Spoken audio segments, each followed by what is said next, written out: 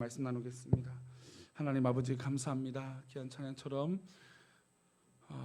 우리가 늘 불러도 그 감격스러운 예수의 이름 앞에 우리의 믿음과 신앙의 고백이 있게 해주시고, 이 코로나로 인해서 많이 위축된 이 영적인 이 흐름 가운데 오히려 예수의 이름으로 내 심장이 뛰고 내 영혼이 뛰고 내 믿음이 움직이는 그런 놀라운 은혜가 예수 안에 있게 하여 주옵소서. 이 시간 말씀을 나누니 우리 가운데 함께 하여 주시고, 전하는 저에게 또 듣는 또 나누는 우리 성도들에게 같은 은혜로 한량없는 은혜로 함께하여 주옵소서. 감사하고 거룩하신 예수 그리스도 이름으로 기도올리옵나이다. 아멘. 감사합니다. 우리가 지금 3주째 지금 아름다운 것을 지키라라고 하는 제목으로 나누는데, 그 아름다운 것을 우리가 지키는데 무엇을 지켜야 되느냐, 바로 첫 번째로 예배에 대해서 말씀을 나누고 있습니다. 예배에 대해서 제가 계속해서 도전받는 건 아무래도 코로나19로 인해서 이 염려와 걱정과 또 제약과 또 비대면이라고 하는 이 예배의 원리와 예배의 본질과는 전혀 상관없는 용어, 이 비대면. 예배는 하나님을 만나는 대면이에요. 예배는 성도들을 만나고 교제하는 대면이에요. 근데 비대면이라고 하는 전혀 어떻게 보면 성경적이지 않는, 예배의 답지 않는 용어로 우리가 제약이 되어 있다라는 것이죠. 그래서 이 제약을 받고 있다 보니 예배에 대해서 더 고민하게 되고, 어떻게 하면 우리가 이 드려지는 현장 예배, 이제 주일 예배 한 번인데 주중 예배는 다 온라인 예배고, 또한 이제 2.5단계가 되면 아예 이제 비대면 예배로 드려야 될지 모르는 그 어려운 이 형국 가운데 과연 우리가 지켜야 될 것이 무엇인가라고 계속해서 고민하는 첫 번째는 예배일 수밖에 없다라고 하는 생각을 가지게 됩니다. 우리 성도들 가운데 예배가 어떤 의미입니까? 어떤 분들은 이 예배가 내 목숨이다, 내 생명이다라고 생각하시는 분도 있고, 또 예배를 통해서 많은 부분들을 교제하고 나누는 그런 공간적인 이 시점을 담고 있는 게 예배다, 뭐 그렇게 판단하는 분도 있을 것입니다. 그럼에도 불구하고 이 코로나 위기 가운데 우리는 예배가 더 소중해야 될 줄 믿습니다. 우리 안에 거하시는 성령으로 말미암아 내게 부탁한 이 예배를 아름답게 지키는 우리 성도들의 삶이 되기를 축원합니다. 그래서 이제 지난주부터 이번 주 또한 다다음 주까지는 이 예배를 어떻게 하면 아름답게 의미를, 이 본질을 가지는 것이 중요할까라고 하는 의미를 나누고자 합니다. 성경에서 가장 예배에 위대한 사람이라고 뽑으라면 지난주 말씀드렸던 아브라함을 들 수가 있어요. 아브라함은 이삭을 바치는 그 과정 가운데 하나님 앞에 이 아들을 바치는 개념보다도 하나님 앞에 구별하여 지키는, 또 하나님을 만나고 하나님 앞에 그 말씀을 받은 그것을 너무나 깊게 고백하고 신앙으로 고백하는 그 과정이 아들을 바치는 그 과정 가운데 있었다. 그래서 믿음의 조상이 될 수밖에 없는 사람이 바로 아브라함입니다 라는 것을 지난주에 나눴죠. 근데 또 성경에서 예배에 대해서 정말 일가견이 있는 사람이라고 뽑는다면 아브라함 이어서 다윗을 얘기할 수 있을 것입니다. 그러면 다윗이 예배자가 되고 하나님 기뻐하는 예배하는 사람이 됐을 때 그냥 짠하고 어느 순간에 저 사람은 정말 예배하고 찬양에 탁월한 사람이야 라고 하는 그 사람으로 딱 하고 됐을까요? 그렇지 않죠.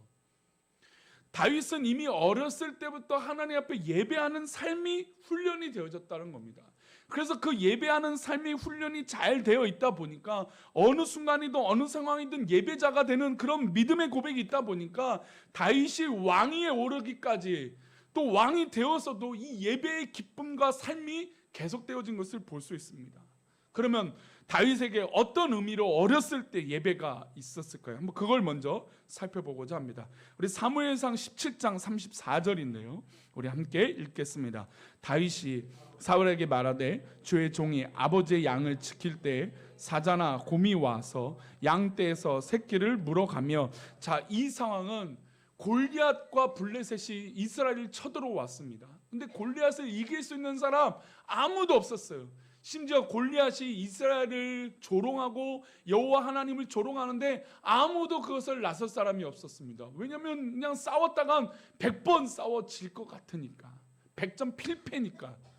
그래서 이스라엘 모든 사람들이 마음이 녹아내릴 정도로 두려움에 빠져 있었습니다. 그런데 그 한 사람이 일어났는데 그것은 소년 다윗이었습니다. 다윗이 당당하게 사울 왕 앞에 나아가서 얘기합니다. 내가 그 싸움에 나가겠노라고. 근데 모든 사람이 의구심을 갖겠죠. 내노라고 하는 장수들이 다 전쟁 앞에 나가 있는데 지금 누구 하나 못 이기고 있습니까? 물론 골리앗이라고 하는 대단한 장수가 있지만 그 골리앗 하나를 못 이겨서 모든 사람들이 주저하고 있는 상황 가운데 어리고 어린 소년 다윗이 왕 앞에 나가서 저 골리앗을 내가 상대하겠다, 저 블레셋을 내가 상대하겠다라고 나아가는 것이죠. 그러면 모든 사람들이 야 잘한다 라고 하면 박수 칠 만한 상황일까요? 그렇지 않죠. 모든 사람들이 아마 연민과 인간적인 마음이 있었다면 아우 제가 이상한 짓을 하네, 아우 제가 미쳤나 봐, 아니 저러다가 큰일 날 텐데, 아이고 저러다가 정말 혼이 날 텐데, 아니 전쟁에 나가기 전에 사울왕 앞에, 아니 모든 사람들 앞에 조롱거리가 될 텐데, 모든 사람들의 판단과 걱정이 있었을 겁니다. 아마 형들도 아마 다윗을 말렸을지도 몰라요. 그런 상황 가운데 다윗이 사울왕에게 당당하게 얘기합니다. 주의 종이 아버지의 양을 지킬 때, 그러니까 주의 종은 자신을 얘기하고 있어요. 내가 하나님의 종인데, 내가 하나님의 종으로서 아버지 앞에 양을 지키는 그 일을 하고 있는데, 그 상황 가운데 늘 좋은 일이 있었던 것이 아니라 어려운 일이 있었던 겁니다. 그 어려운 일이 어떤 거냐면 양을 지키는데 그 양을 잡아먹고자 사자나 곰이 와서 양 새끼를 잡아갔다라는 겁니다. 물어갔다라는 겁니다. 그러면 대부분의 사람은 방어하려고 애를 쓰죠. 왜냐하면 울타리를 쳐놓거나 아니면 뭐 늑대 같은 개를 데리고 있어서 그 곰이나 사자를 상대를 하게 하거나 아니면 뭐 좋은 무기를 가지고 있어서 예방하는 데 우선순위를 뒀을 겁니다. 그런데 그 당시는 예방하는 것 같고 되지 못하는 상황이에요. 어찌할 수 없는, 내 인간의 힘으로 어찌할 수 없는 상황들이 벌어진다는 것이죠. 마치 지금 이 코로나 위기 가운데 우리가 아무것도 할 수 없는 비관론자, 그러니까 이 팬데믹 코로나19에 대한 비관론자는 내년이 아니라 내후년까지도 이것이 간다라고 얘기하는 사람도 있어요. 스웨덴이라고 하는 나라는 그런 고백을 하더라고요. 지금 모든 사람들을 방역을 우리가 감당할 수 없다, 그냥 우리는 그냥 일반 생활을 하자. 그래서 너무 많은 사람이 죽기도 했지만 스웨덴 같은 경우는 이것을 감당할 수 없을 것이다, 내년도 어렵다라고 얘기하는 비관적인 전망을 내놓기도 합니다. 백신이 나온다고 하지만 그 백신을 맞고도 완벽하게 이 코로나가 통제가 된다라고 장담하진 못한다라는 것이죠. 그러니까 이런 위기예요. 사실 다윗은 마치 이것을 극복하고 내일이면 끝낼 수 있어라고 하는 마치 숙제나 뭐 어떤 그런 수능처럼 답을 풀어내는 그런 문제라면 다행이겠지만 인간으로서 어찌할 수 없는 너무 한계를 벗어난 일이 이 다윗에게 있었다는 겁니다. 게다가 그 당시 곰이나 사자를 감당할 수 있을까요? 저는 어렸을 때 사자가 동물의 왕이니까 사자가 제일 무섭다고 생각했어요.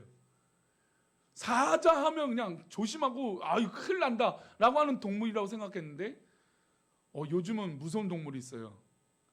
한국에서 무슨 동물인지 아세요? 멧돼지. 멧돼지가 그냥 주차장을 휘젓고 다니면서 차를 들이박아도 뭐 총을, 심지어 뭐 마취총을 7대 10대를 맞아도 꿈쩍도 안 하는 이 멧돼지들이 막 이 도심에 내려와 갖고 한다고 하죠. 게다가 지방의 도시들은 이게 산을 깎고 농토를 막 개발하다 보니까 원래 멧돼지들이 거기 있는 음식을 먹고 살아야 되는데 아파트가 져지니까 어떻게 해요? 산에 있던 멧돼지가 막 아파트로 몰고 상가로 쳐들어오고 막 그런 일들이 요즘 한국 땅에도 있답니다. 그런데 전 세계적으로 위험한 동물은 두 가지라고 합니다. 코끼리와 곰이라고 합니다. 코끼리를 우습게 봤다가 큰일 난답니다. 진짜 코끼리가 등장했을 때 코가 예쁘지 이런 접근했다가 큰일 나는, 코끼리가 한번 툭 치면 사람들은 뭐 동물들도 뼈를 못 추린다고 하더라고요. 코로 뭐 동물들을 휘어잡을 수 있는 게 코끼리. 그다음에 곰이 손을 이렇게 들어서, 이게 만화에 나오잖아요. 이렇게 치는 게 만화의 장면이라고 생각했는데 이거 맞았다는 살아남을 수 있는 사람이 없다고 하더라고요.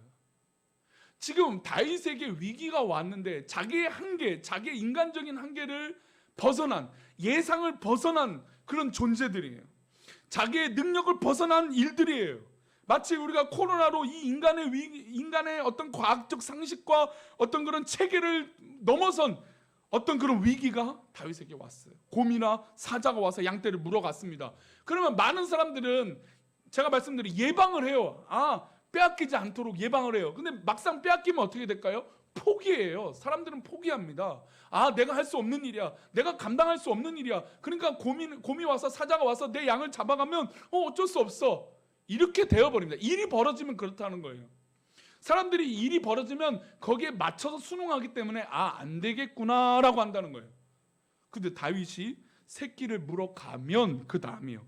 35절 말씀입니다. 읽어봅니다. 시작. 내가 따라가서 그것을 치고 그 입에서 새끼를 건져내었고 그것이 일어나 나를 해하고자 하면 내가 그 수염을 잡고 그것을 쳐 죽였나이다. 아니 이거 너무 만화 같은 이야기 아닙니까? 이건 진짜 만화 같은 일이죠. 옛날에 제 어렸을 때 만화 영화 중에 또리장군이 기억납니다. 우리 어른들 아세요? 또리장군.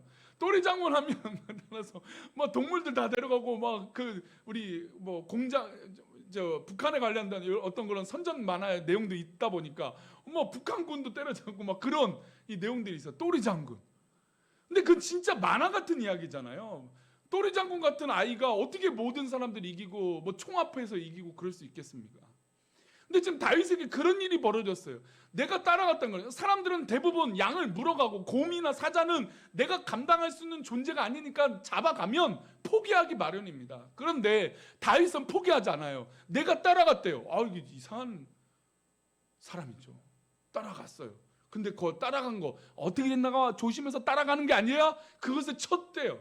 공격을 했대요. 그래서 그 입에서 새끼를 건져내고 그것이 일어나서 나를 공격하려고 손을 들고 뭐 입을 벌려서 으르렁 할 때 오히려 그 수염을 잡았대요. 이게 진짜 제가 어렸을 때 보는 또리 장군의 모습이에요. 수염을 어떻게 잡아요? 수염을 잡았다가 큰일 나는 거 아닙니까? 수염을 잡았어요. 그리고 그것을 오히려 쳐 죽였다고 합니다. 이 일이 어떻게 가능할까요? 사람이 이것이 어떻게 가능할까요? 가끔 뉴스나 또 신앙생활 안에서도 가끔 정말 예상치 않은 일들이 벌어질 때가 있어요. 저 사람의 한계는, 저 사람의 능력은 딱 이만큼인데 이거보다 더 놀랍게 일들을 행하는 거구나. 가끔 봉사하시는 분들을 보면 저분은 매해 벌게 힘들었는데 어려울 때 어떻게 봉사를 하는데 어느 순간 그 봉사하는 순간을 보면 뭐 어떤 사람보다도 못지않게 그 봉사와 그 역할들과 사역들을 감당하는 모습을 보게 돼요. 그럴 때마다 놀라요. 어떻게 그 일들을 감당하지? 어떻게 그 일들을 할 수 있을까라고 하는 도전적인 질문이 던져지게 돼요. 마치 지금 다윗이 말할 수 없는 일들이 일어났어요. 이해할 수 없는 일을 지금 하고 있어요. 아니 그 동물을 잡아가는 것에 모든 사람이 포기하는 그 순간에 오히려 그 동물을 쳐서 죽였습니다. 어떻게 이 일이 가능했을까요? 다윗에게 이 어렸을 때 이 어린 다윗에게 이 일이 어떻게 가능했을까요? 36절은 그것을 답하고 있습니다. 36절입니다. 읽어봅니다. 시작. 주의 종이 사자와 곰도 쳤은즉 살아 계시는 하나님의 군대를 모욕한 이 할례 받지 않는 블레셋 사람이리이까 그가 그 짐승의 하나와 같이 되리이다. 지금 다윗의 신앙의 고백 가운데 이 상황은 똑같은 거예요. 어떤 상황이 똑같냐면 내가 어렸을 때부터 양을 지켰는데 이 양을 잡아가는 곰이나 사자를 쳐서 죽이는 상황이나 지금 이 골리앗이 우리 하나님을 조롱하는 이 상황이 똑같다라는 거죠. 그래서 살아계신 하나님이 저 곰을 상대하고 사자를 상대할 때 지켜주셨던 것처럼 지금 이 골리앗을 상대할 때도 하나님께서 어떻다는 겁니까? 나를 지켜주시고 나를 인도해 주실 것을 믿고 있다라는 겁니다. 이게 신앙이라는 겁니다. 이게 예배라는 거예요. 예배는 내 한계는 이만큼이에요. 내 능력은 이만큼이에요. 그러나 예배의 은혜를 받으면 이 인간적인 한계와 고민들은 거기서 끝나는 것인 줄 믿습니다. 하나님의 은혜와 하나님의 능력이 임하면 내가 가지고 있던 능력과 한계는 이만큼이지만 이것이 더 이상 중요한 문제가 아니에요. 하나님 내 삶 가운데 임재하시면 이제부터 골리앗은 내 상대인 줄 믿습니다. 사자와 곰이 내 상대가 아니었는데 하나님의 인도하심을 받으면 이제부터 사자와 곰은 내 상대인 줄 믿습니다. 이게 하나님의 은혜와 하나님의 예배예요. 매 순간마다 예배하는 삶이 되니까 사자나 곰이나 골리앗도 다 똑같이 존재로 보이는 겁니다. 왜 그럴까요? 저 뒤에 있는 사단 마귀를 보고 있기 때문이에요. 우리를 공격하는 저 사단, 저 골리앗, 저 마귀를 하나님의 뜻으로 가만두지 않겠다라고 하는 신앙의 고백이 다윗의 가운데 있게 된 것입니다. 그러나 많은 사람들은 눈에 딱 보이는 사자와 곰과 골리앗을 보게 되어 있어요. 이게 인간의 눈으로 보는 것이죠. 그러나 믿음의 사람은, 예배하는 사람은 그때부터 예배이기 때문에 영적인 판단이 되는 것인 줄 믿습니다. 사랑하는 우리 교회 성도님, 우리의 삶은 영적인 판단이 있어야 돼요. 그것이 바로 예배예요. 이 예배가 소중한 것은 영적인 것이기 때문이에요. 그러니까 제가 매번 반복해서 강조하는 건, 세상 사람들이 이 예배를 인정할 수 있을까요? 이해할 수 있을까요? 세상 사람들이 우리의 믿음을 이해할 수 있을까요? 아니에요. 아무리 돈을 주고 설명을 하고 어떤 똑똑한 사람이 설명해도 믿지 않는 사람들은 이것을 이해할 수 없는 것입니다. 다윗이 사자와 곰을 잡는 걸 어떻게 이해할 수 있습니까? 아무리 좋은 기술을 갖고 있더라도 저거는 큰일 날 행동입니다. 그러나 저것이 큰일 날 행동이고 미친 행동이 아닌 것은 살아계신 하나님을 욕보이는 저 사단마귀를 가만두지 않겠다라고 하는 영적인 판단과 믿음의 고백이 훈련이 되어졌다는 겁니다. 그래서 다윗은 어디를 가든지 하나님의 인도하심을 이기게 돼요. 왜 그럴까요? 어디를 가든지 예배자가 됐기 때문이에요. 어디를 가든지 하나님의 인재를 경험했던 사람이기 때문이에요. 그래서 그 신앙의 고백을 37절에 이렇게 고백합니다. 함께 읽어봅니다. 시작. 또 다윗이 이르되 여호와께서 나를 사자의 발톱과 곰의 발톱에서 건져내셨으니, 할렐루야, 나를 이 블레셋 사람의 손에서도 건져내시리이다. 사울이 다윗에게 이르되 가라, 여호와께서 너와 함께 계시기를 원하노라. 할렐루야. 건져주시는 거예요. 우리의 예배를 통해 우리의 영적인 것과 모든 삶을 건져주시는 것인 줄 믿습니다. 이 체험을 예배 가운데 하는 것이에요. 우리가 모여서 드려지는 예배 가운데 이 체험을 하는 것이고, 세상에 나아가서 세상에서도 하나님이 우리를 건져주시는 것을 체험하는 것이 예배인 줄 믿습니다. 예배로 경험되어지니까, 아, 나를 건져주셨구나. 근데 이것이 예배가 안 되면 어떻게 될까요? 내가 능력이 많기 때문에, 내가 할 수 있는 센스가 있기 때문에, 내가 잘하고 있기 때문에 하나님께서 건져주셨다고 계산하게 돼요. 그러면 그 순간부터 그것은 예배가 되지 않는 것이죠. 내 삶이 예배가 되는 건 이 순간 나를 건져주시고 나와 함께 하시는 하나님을 발견하는 것이에요. 아, 이 사자와 곰 앞에서 하나님이 나를 인도해 주시는 것이구나. 블레셋 사람의 손에서도 하나님이 나를 건져주실 거 믿는다라고 하는 신앙적인 접근, 이 접근이 바로 예배라는 것이죠. 우리의 시선은 저 곰, 저 사자, 저 골리앗. 그러나 믿음의 사람은 눈에 보이는 것이 전부가 아닌 것인 줄 믿습니다. 그래서 이 삶이 된 거예요. 나를 건져주시는 거, 나를 인도해 주시는 거. 그러니까 이것을 도전받은, 이해하지 못하는, 어떻게 보면 앞으로 타락할 사울왕도 도전을 받아요. 어떻게 됩니까? 다윗에게 이르되 가라, 여호와께서 너와 함께 계시기를 원하노라. 참된 예배자의 삶을 사는 영적인 사람은 주변의 사람도 저 사람은 정말 예배하는 사람이구나, 정말 하나님이 함께 하시는 사람이구나 도전받게 될 줄 믿습니다. 그러니 사울왕도 다윗에게 여호와께서 너와 함께 계시기를 원하나. 아니, 모든 장군들, 모든 군사들도 골리앗 앞에 포기했어요. 그러나 믿음의 사람들은 그 순간에 하나님 건져주실 걸 알기 때문에 믿음의 행동이 저 행동이 어리석은 행동이 아니라 온전한 믿음의 행동인 줄 믿습니다. 그럼 반대로 다윗이 이렇게 예배의 삶을 살았어요. 얼마나 멋집니까? 하나님이 매 순간마다 예배하는 그 순간을 건져주시는 거예요. 내가 예배를 잘 드렸더니 하나님 건져주시는 체험을 했어요. 그 체험이 됐던 다윗. 그래서 정말 왕위까지 오르면 하나님 마음에 흡하고 합한 자가 바로 다윗인데, 다윗이 하나님 앞에 실패하게 됩니다. 왜 실패하게 될까요? 다윗이 왕위에 오르고 승승장구를 했습니다. 하나님 앞에 전쟁을 할 때마다 이겼어요. 그런데 실패할 때가 왔습니다. 사무엘하 11장 1절입니다. 함께 읽어볼까요? 시작.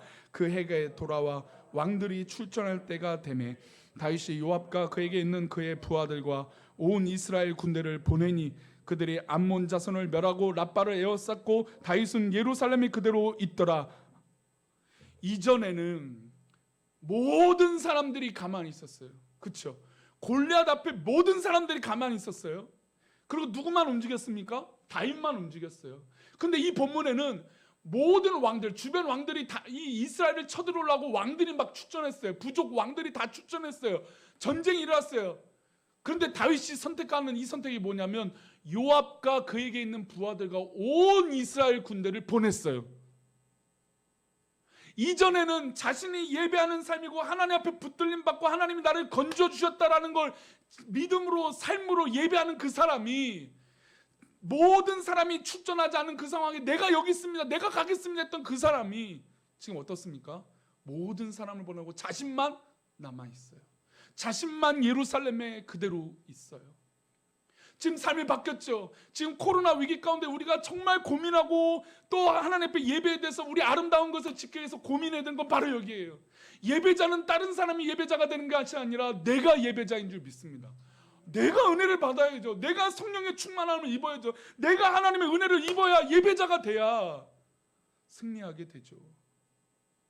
물론 이 전쟁은 성공과 실패라고 하는 이 모습이 드러나요. 그러나 저는 누누이 말씀드리지만 이런 결과로 이 본문을 접근하는 게 아니에요.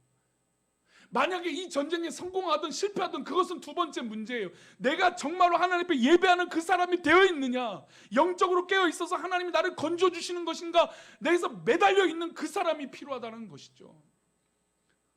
그러나 다윗은 지금 잘못된 선택을 하고 있어요. 다윗은 예루살렘에 그대로 있었습니다.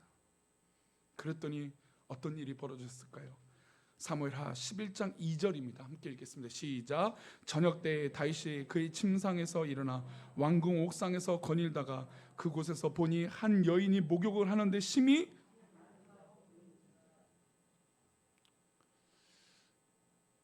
남성들이요, 여성 얘기 아니고 남성들이 자기가 가장 멋있다라고 느껴질 때가 있답니다. 남성들은 다 자기가 잘생기고 멋지다라고 생각을 하거든요.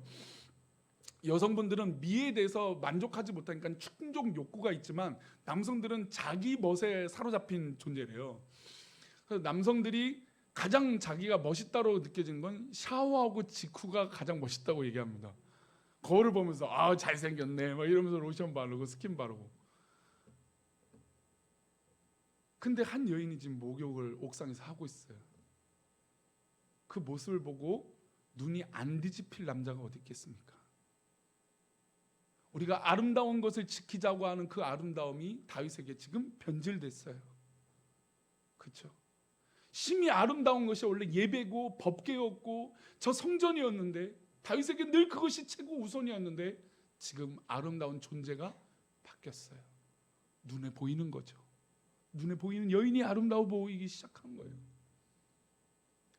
이때부터 다윗의 실패와 어려움이 어떻게 보면 자라고 있다라고 볼 수 있습니다.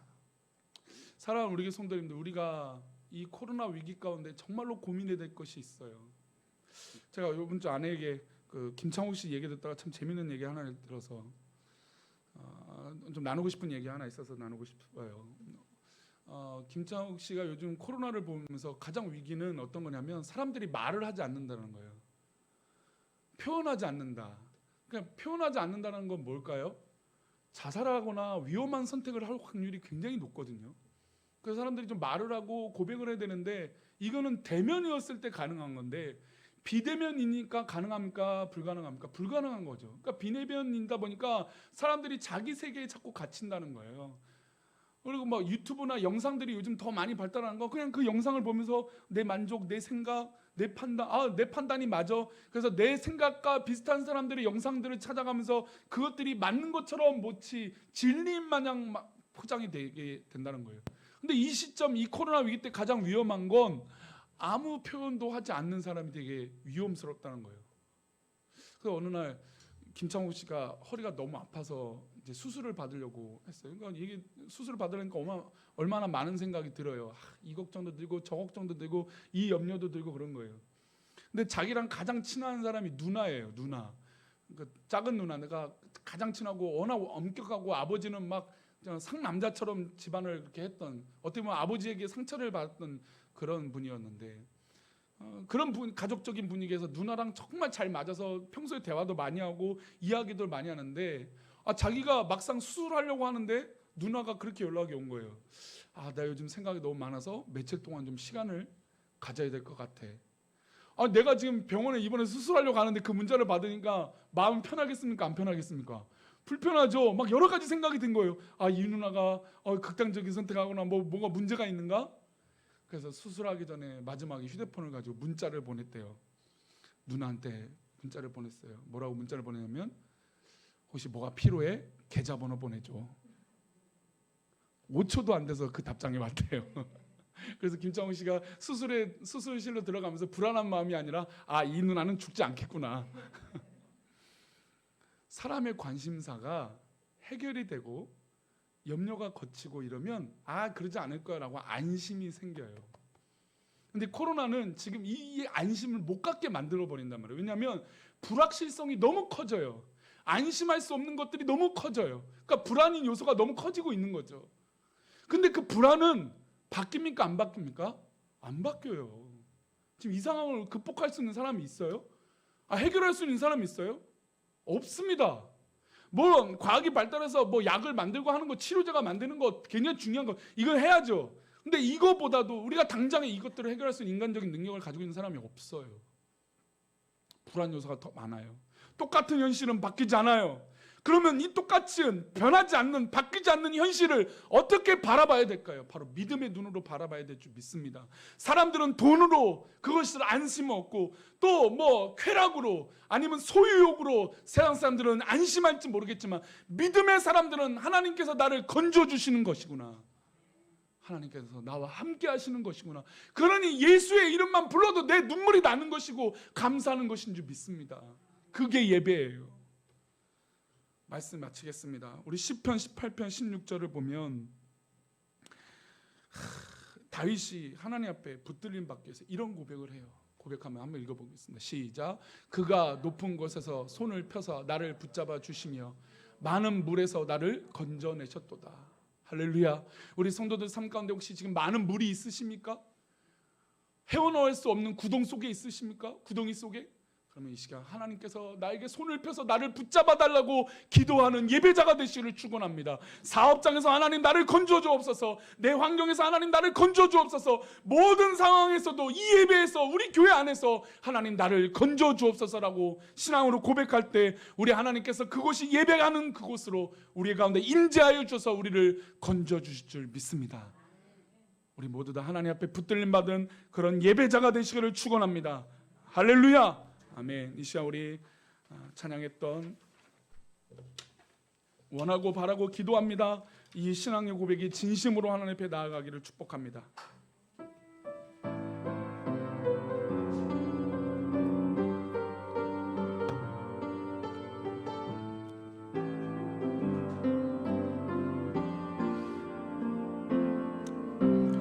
이 세상을 살아가는 동안에 나의 힘을 의지할 수 없으니 기도하고 낙심하지 말 것은 누가요? 주께서 참 소망이 되심이라. 주의 길을 걸어가는 동안에 주의 길을 걸어가는 동안에 세상의 것 의지할 수 없으니 아멘. 감사하고 낙심하지 말 것은 주께서 참 기쁨이 되심이라. 하나님의 꿈이 나의 비전이 되고 예수님의 성품이 나의 인격이 되고 성령님의 권능이 나의 능력이 되기 원하고 바라고. 우리 마지막으로 고백합니다. 하나님의 꿈이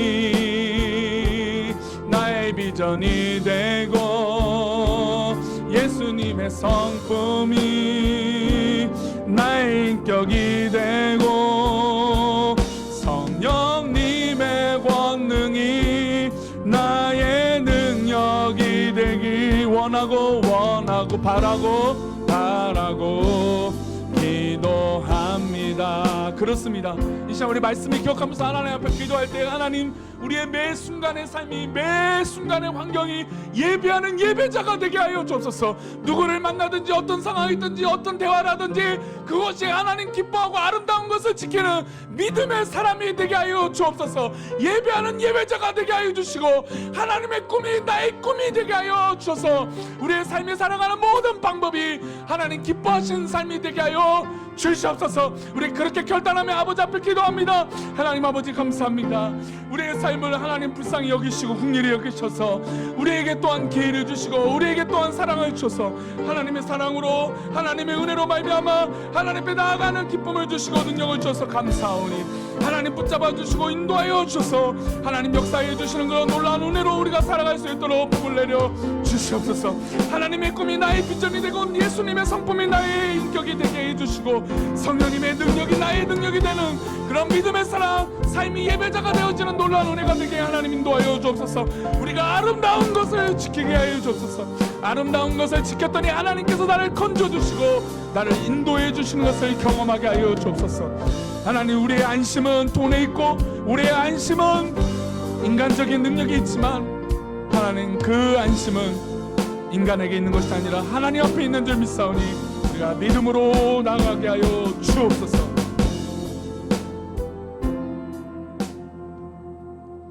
하나님 우리가 살아가다가 우리의 안심을 사람에게 돈에게 환경에게 있음을 고백하며 그렇게 살 때가 많습니다.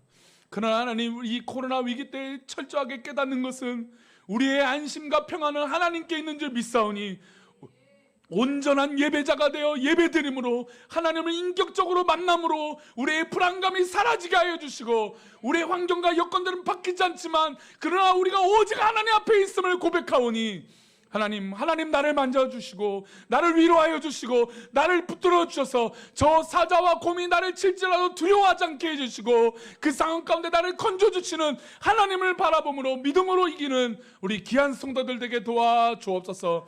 코로나가 너무나 만연하여 많은 위기와 어려움 가운데 불안 가운데 있사오니 우리 성도들을 지켜주시고 사업장과 직장을 지켜주시고 우리 자녀들을 지켜주시고 우리 가정을 지켜주옵소서. 오직 하나님 한 분밖에 없음을 고백하오니 하나님 역사하여 주옵소서. 하나님 우리를 긍휼히 여겨 주옵소서. 하나님 우리를 건져 주시옵소서. 하나님 우리를 사랑하는 우리 교회를 건져 주시고 지켜 주옵소서.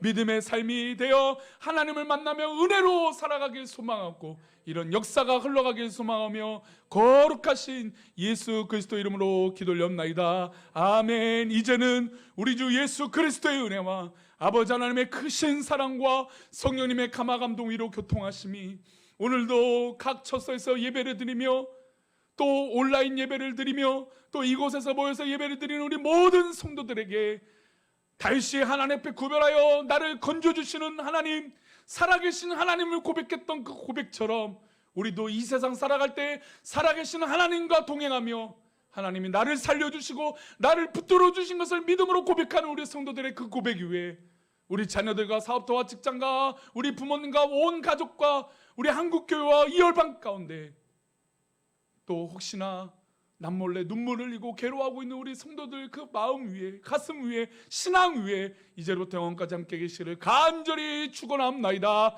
아멘.